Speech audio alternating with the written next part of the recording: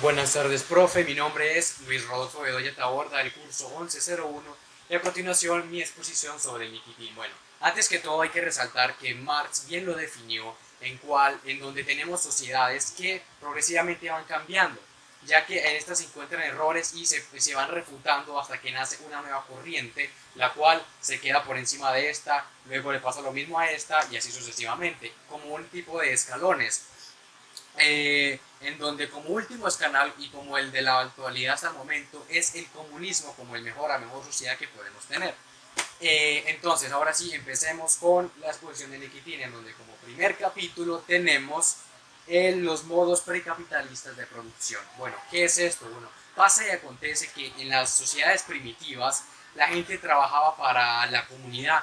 Yo producía mi tierra, yo producía las ovejas y demás y se lo daba a la comunidad porque todos trabajábamos para nosotros.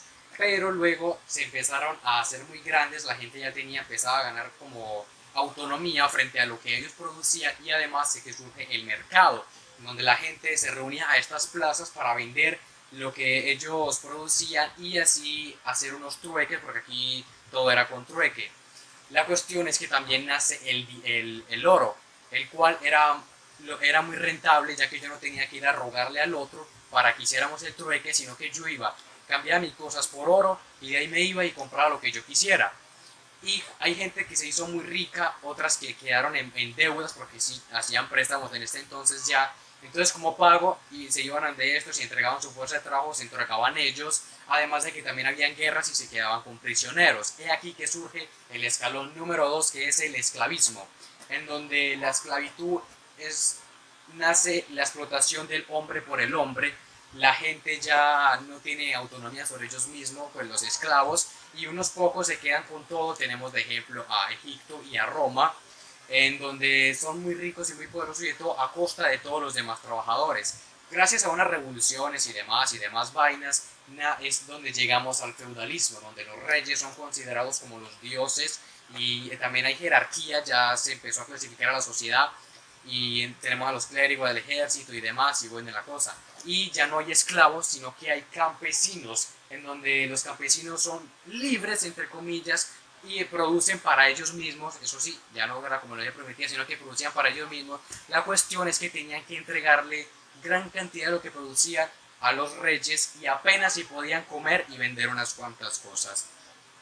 Pero como esto no sirvió, o sea, la gente ya estaba cansada de esto, empezaron las revoluciones. Además, gran apoyada por los burgueses, que no eran nada tontos, eran un comerciante, los cuales empezaban a tener gran poder y gran riqueza y querían beneficio de esto. Y aquí que nacen las revoluciones y se empieza a un modo capitalista, en donde vamos a ver ya en el capítulo 2 el premonopolismo y luego pasaremos más adelante a ver el monopolismo.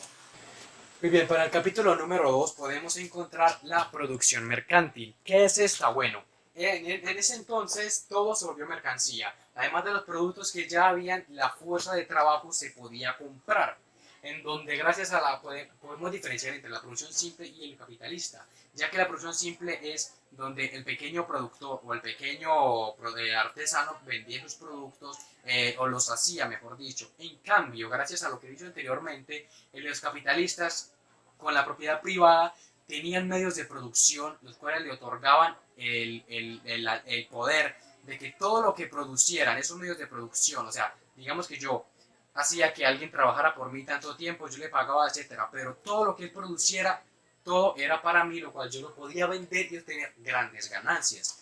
Otra característica es el dinero. Aquí se va del oro al papel moneda, en donde el oro se fue cambiando progresivamente debido a que los países estaban acumulando de este y necesitaban más circulación. Y por otras tantas cosas que hay, se pasó a utilizar el papel moneda, el cual hacía las mismas cuestiones que el oro, pero era mucho más rentable.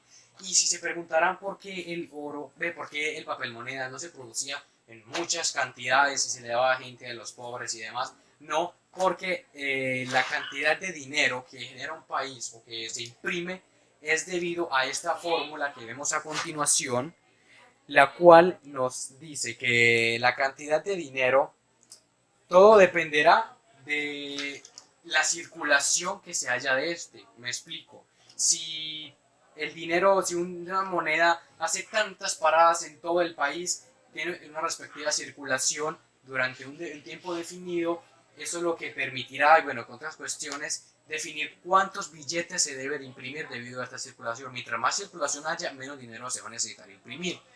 También aquí podemos encontrar la característica principal, que es que el dinero, o mejor dicho, los productos obtienen su valor no por la demanda, la oferta, los materiales, su rareza, etcétera. Eso influye, es cierto, pero muy importante influye es la fuerza de trabajo socialmente requerida que se necesita para producir esto. Entonces, si yo me demoro tanto tiempo en producir esto, o mejor dicho, el tipo no, necesito tanto trabajo para producir cierto artículo, le va a dar un valor. Esa es la principal característica que se le da al valor de un producto.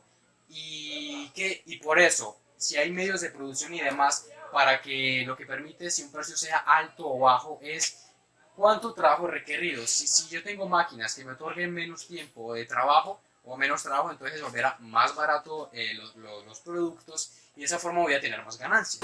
El capitalismo, como ya lo veníamos mencionando, o como lo menciona Lenin, es la división de la sociedad en donde una minoría se está quedando con todos los medios de producción y dejando a la otra gran mayoría sin prácticamente nada.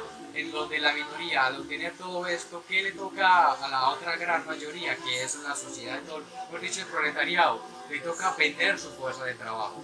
Eso es lo que nos adentra al capítulo número 3, en donde aquí se nos habla de el capital y la plusvalía, que es algo muy fundamental y pónganle mucho ojo, porque la plusvalía es la piedra angular del capitalismo. El capitalismo se centra en crear plusvalía. ¿Y qué es la plusvalía? Se preguntarán.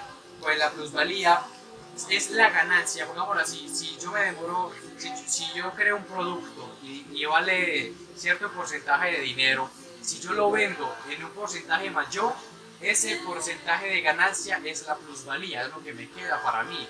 Entonces el objetivo del capitalista es generar más y más plusvalía. Esto nos adentra a hablar del capital. ¿Qué es el capital?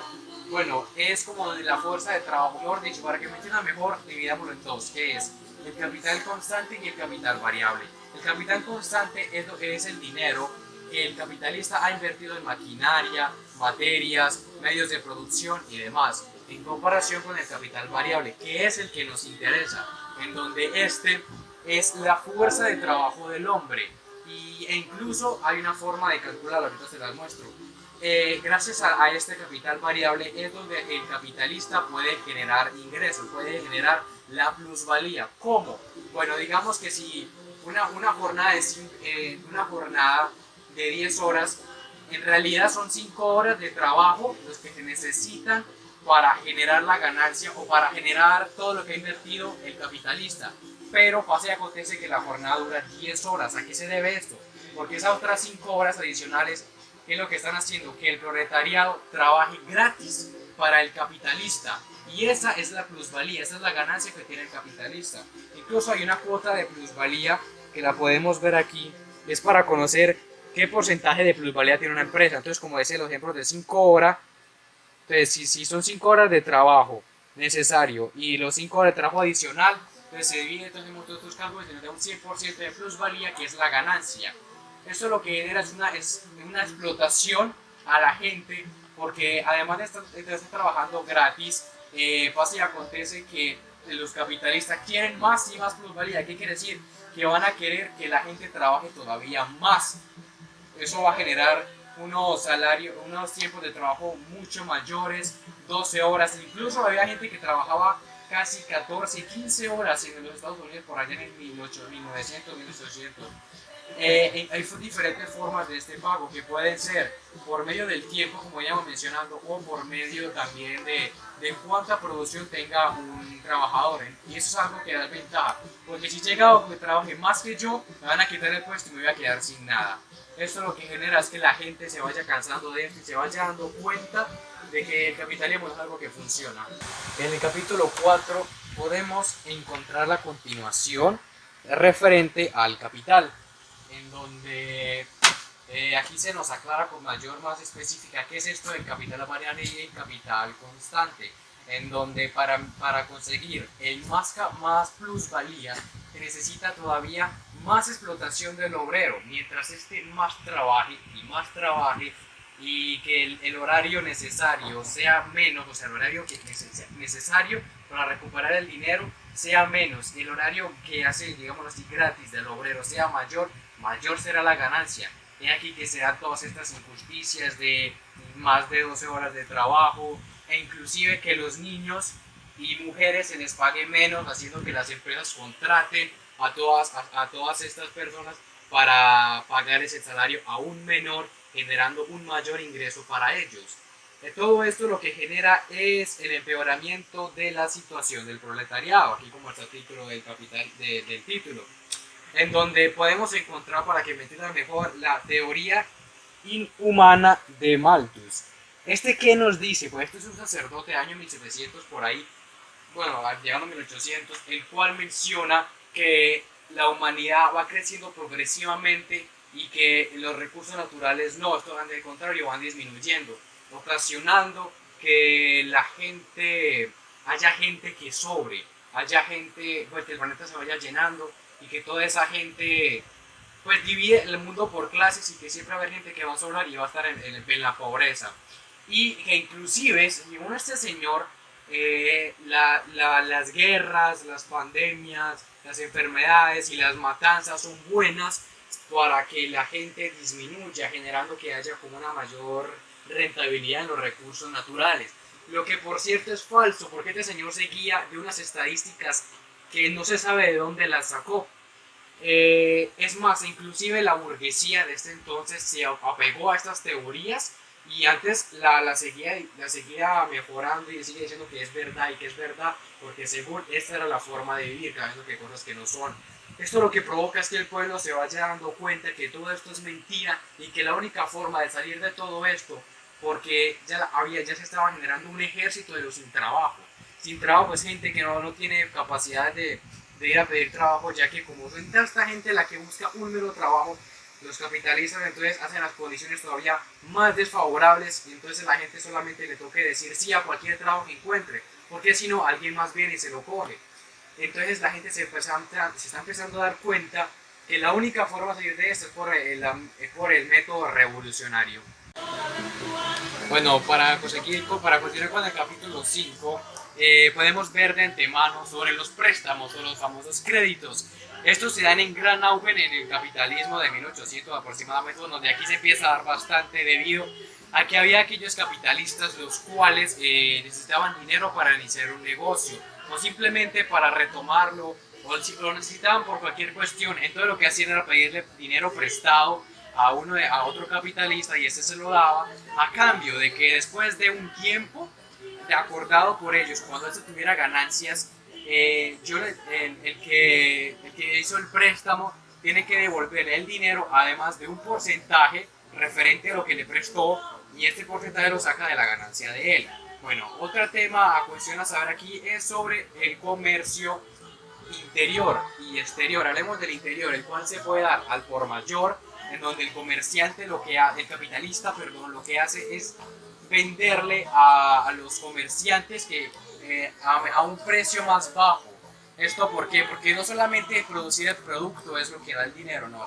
La cuestión también es venderlo. Entonces, si yo como capitalista fabrico un producto y para venderlo, digamos que no es mi fuerte, yo voy y se lo doy al comerciante. Obviamente se lo tengo que dar a un precio menor a como se lo daría a la gente para que eso tenga ganancia y de esta forma él lo pueda vender. También podemos encontrar el comercio al por menor, en donde yo lo que hago es venderlo directamente a la gente, pero esta vez al precio debido.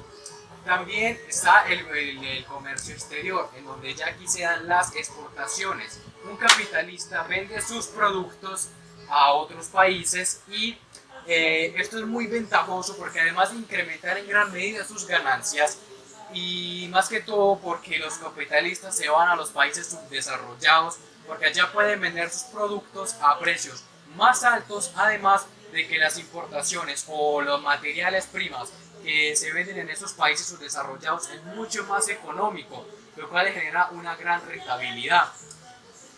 Por último también puedo decir, las sociedades anónimas. Las sociedades anónimas, estas se crearon, y ojo con esto, porque aquí se dan los monopolios. ¿Y cuáles son estos? O bueno, mejor dicho, no. Hablemos simplemente de las sociedades anónimas, en donde estas son asociaciones de varios capitalistas, los cuales juntan dinero para crear un negocio mayor. Puede ser un ferrocarril, algún banco o a cualquier estructura enorme, la cual sería muy difícil de financiar apenas por un capitalista, por más rico que sea. Entonces pasa que el negocio, el ferrocarril, lo que sea, se cambia a acciones, en donde los capitalistas invierten en estas acciones, y cuando estas empiezan a generar ganancias, las acciones que él haya comprado, que esto es porcentualmente en la empresa, se le devolverán a él y se le van dando cada vez que el ferrocarril o algo así obtenga dineros. Y esto es una trampa para que hace el capitalismo, ya que aquí dicen que según la gente puede ir y comprar una acción y se vuelve capitalista. Pues no, no es tan sencillo, porque los capitalistas lo que hacen es invertir cantidades enormes de dinero para esas acciones. Compran 10.000 acciones, por ejemplo. En cambio, una persona promedio seguramente podrá comprar 10 como mucho, y como ganancia no tendrá suficiente para lo que haya invertido. Por último, me quedaría decir de este capítulo sobre la renta del suelo, en donde los terratenientes, aquí lo que pasa es que la tierra no es de todo, la tierra es de quien la haya comprado, de quien la haya querido. Entonces el capitalista lo que hace es decirle a alguien, a un obrero, que trabaje su tierra, y digamos que hace lo mismo en diferentes terrenos. Lo que pasa a continuación, y aquí será el precio del grano o de lo que esté vendiendo, porque referente al cómo tan mal le haya ido en una de sus tierras, de ahí va a salir el precio para todas. Entonces, si el precio de ese era, digamos, un poquito alto, también va a ser para todas, aunque los otros negocios se hubiera ganado mucho grano. Esto lo que le genera es una gran ganancia y le evita cualquier tipo de pérdida. Y como él es el que controla la tierra, entonces él pone el precio que quiera, y así es como se da la renta del suelo. Para el capítulo número 6 del libro, podemos ver que dice la reproducción del capital social y las crisis económicas. Bueno, ¿qué es esto del capital social? Esto quiere decir que es, porque más o menos, podemos decir, cada empresa o cada capitalista, mejor dicho, se enfoca en un determinado producto. Cada vez se hace más específico en los negocios. Entonces uno se concentra en la creación del cuero, otro en la obtención del cuero, otro en la creación de zapatos y todo esto, donde todos los capitales son dependientes uno de otro sin dejar nada atrás. También no solamente los productores, sino también los terratenientes, los comerciantes y hasta los bancos, todos estos van súper relacionados. También tenemos la renta nacional, que la renta nacional lo que nos dice es que es los bienes materiales que se producen en un determinado tiempo, y como los medios de producción son de los capitalistas, genera que la mayor parte de la renta nacional, o por lo menos el 50% de la renta nacional, vaya a parar a los capitalistas, a los grandes productores, y el otro sobrante va a pasar a la comunidad y al pueblo en general. Ahora pasemos a un tema bien importante, que son las crisis económicas, en donde podemos ver que son 4 fases. Tenemos la primera fase, que es la crisis. ¿Qué es esto?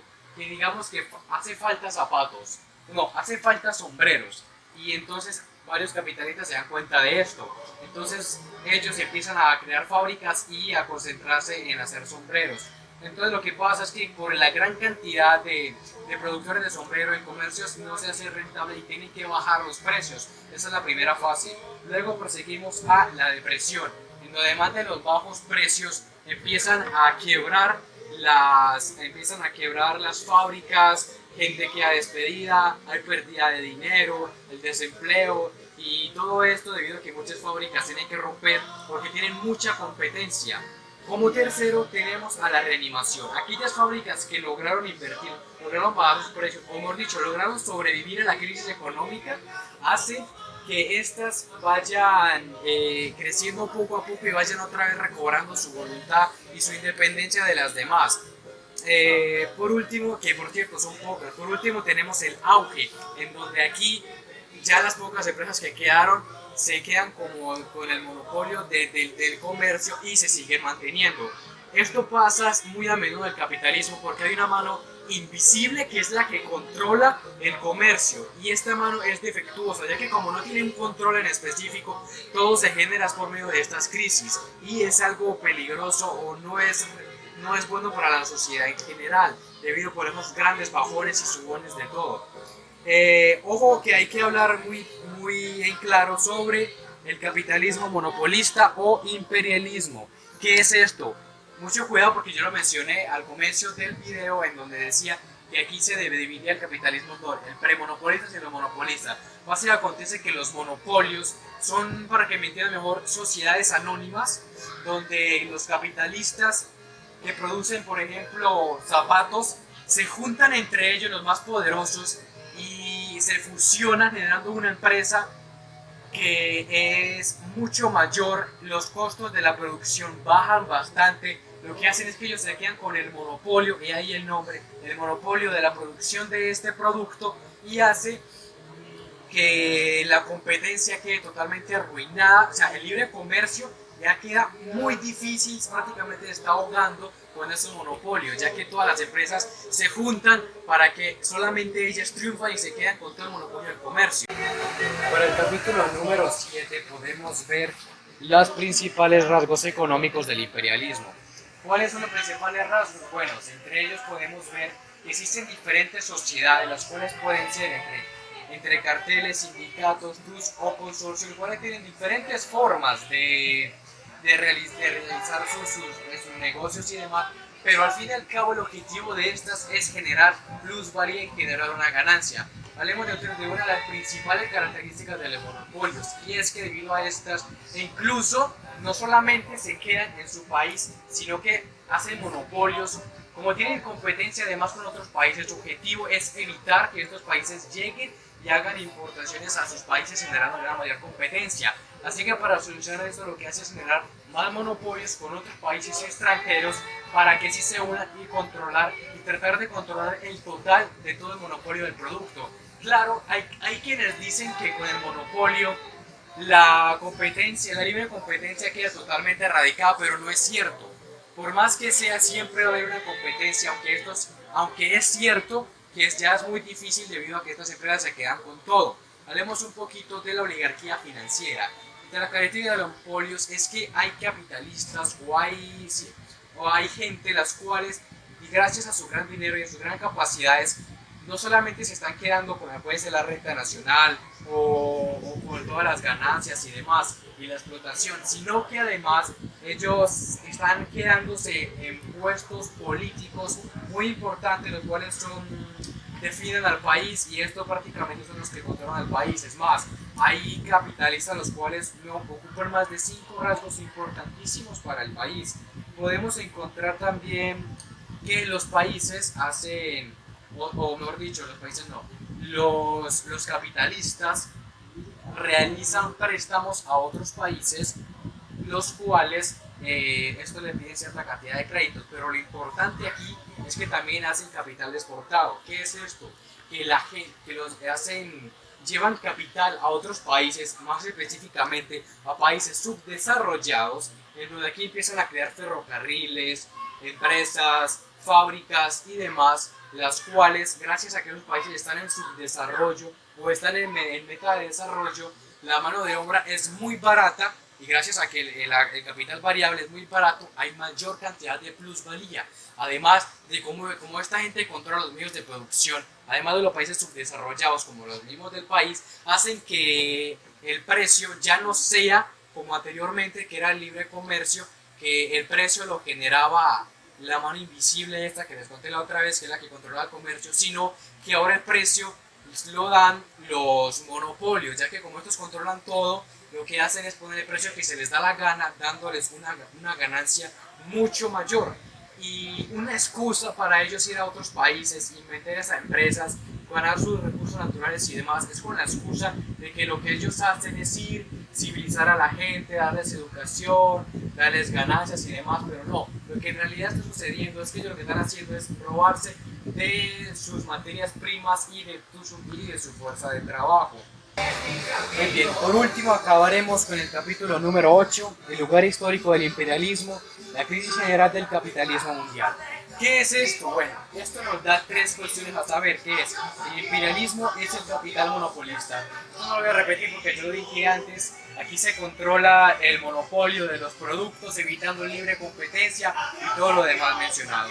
Tenemos que el imperialismo es el capitalismo parasitario o en descomposición. ¿Por qué parasitario y en descomposición? Porque es inevitable que se va a ir acabando progresivamente y que va a resurgir el socialismo. Pero ¿qué es lo que está ocurriendo?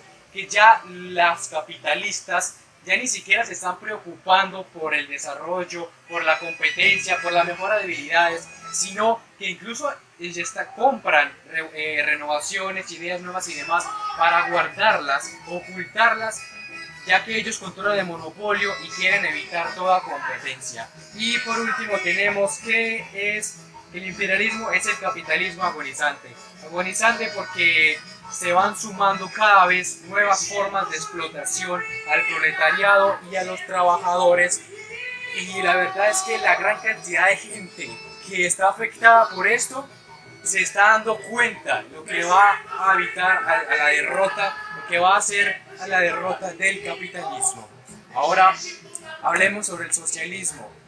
El capitalismo se fue acabando y ahora podemos ver como en países como Rusia, que se puede decir que era el menos capitalista que había, el menos imperialista, se revolucionó en esa fecha de octubre del 1900 tanto, en donde se da la revolución del socialismo, generando que, por cierto, además en este país la industria, la innovación y todo demás fue en gran auge, demostrándonos que el nuevo escalón es el socialismo, y Marx dejó muy en claro que el socialismo es un paso para llegar al comunismo, el cual es la forma perfecta y última de la sociedad. Inclusive, el marxismo-leninismo ha demostrado científicamente que la formación económica social comunista que viene a sustituir al capitalismo no surge de súbito, sino por un estudio riguroso y porque era inevitable. Con esto finalizo mi exposición, dando a conocer que el socialismo es como el último y que es la mejor forma de viable hasta el momento. Gracias por su atención. Profe, solamente quería decirle que fue un grandioso libro, le agradezco por haberlo mandado, porque la verdad es que esto refuta y contrasta con otro libro que se llama Padre Rico y Padre Pobre, el cual es un libro capitalista y da a conocer cómo generar dinero y cómo hacer vaina. Y habla muy bien del capitalismo, en cambio ese habla muy mal de ese y enaltece el socialismo. Obviamente ninguno de los dos libros está perfecto, porque al leerlo me puedo dar cuenta de las fallas y las mentiras que pueden estar ocultando. En general, uno aprende de cada quien y solamente me queda decir que fue un grandísimo libro.